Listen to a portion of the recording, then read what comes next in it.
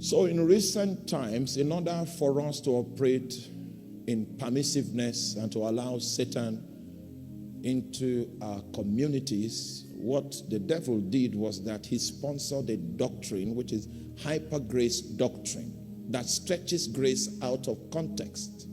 You would think, are you there? I think the next time you study the New Testament, you take time to study the tone of the writings. Not just the writings, but imagine the tone of the writings. Are you there? And if you study it that way, you are going to find 80 times in the New Testament warnings 80 times in the New Testament. Why is it that God took time to warn us 80 times if there will be no consequence of living in lasciviousness and presumption?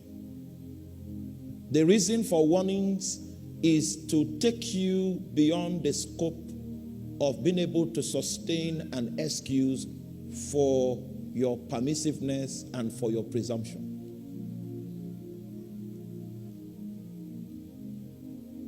That means there is nothing like hyper grace. There's nothing like extreme grace. And to think that you, in fact, I don't want to go hard on you today. It's our first prayer meeting. I want to be your friend today, friend this time. But I can show you from the Bible, especially in the book of Hebrews, if you let me, but that's not the subject for tonight, the consequences of what happens to a believer when he sins willfully.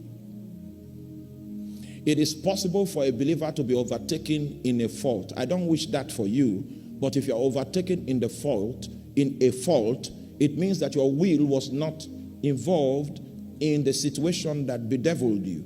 It means you were trusting in your flesh, and when you were tested, you did not have what it takes to survive the storm. Okay?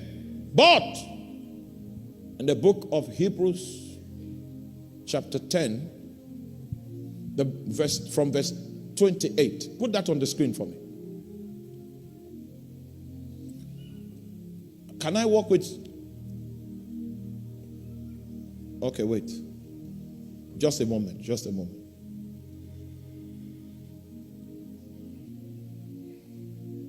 Give me 26 on the screen. 26.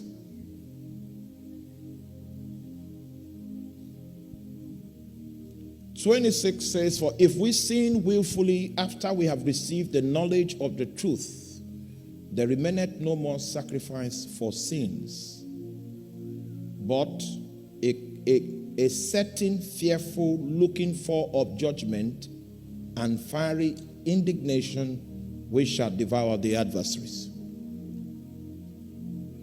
For he that despises Moses' law died without mercy under 2 or 3 witnesses.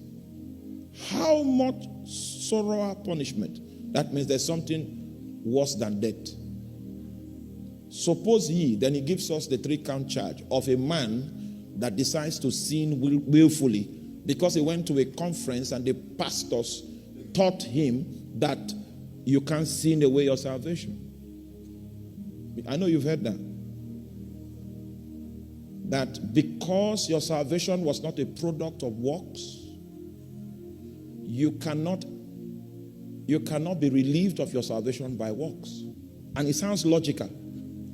But truth is not always logical. Because the same Bible reveals that it is possible for your name to be blotted out of the book of life. How come the hypergrace preacher doesn't get to see everything on the subject before he makes his persuasion about what the truth of God is saying? There are 8 grievous consequences that will result if your will is involved in a practice of sin. It means that you are awake, you are aware, you have come to the knowledge of the truth, and if you decide to continue living like that, there are 8 consequences.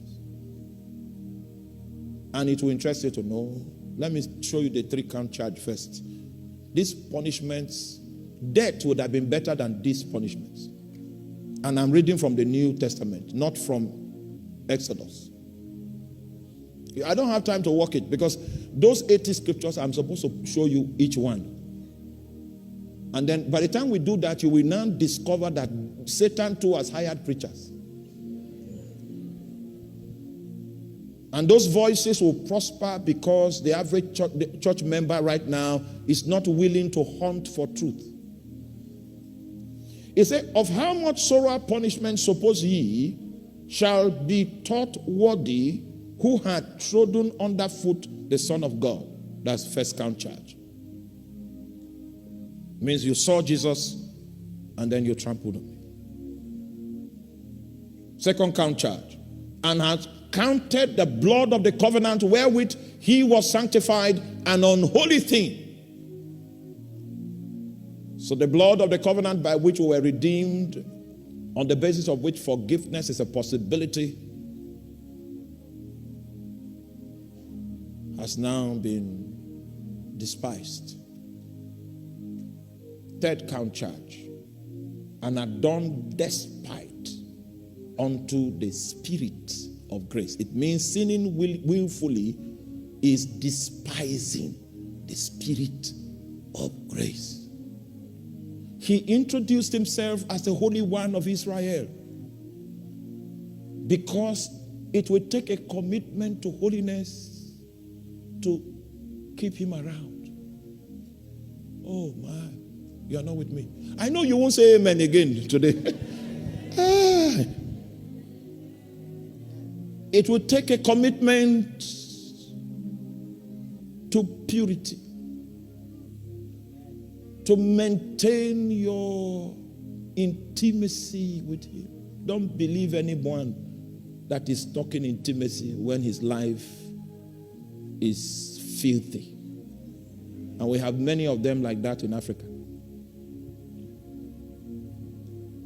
And that's why I need to tell us quickly, I didn't come to give you prophetic highlights. That's not what I came to do. Not as though I've not heard God enough to be able to give you some, but not for this meeting. Another meeting we will do, I will tell you what God will be doing in 2026. And one of the things he will be doing in 2026 is that he has come to his house to judge. There's judgment this year. I mean, very terrible judgment in his house. It will start from the pulpit.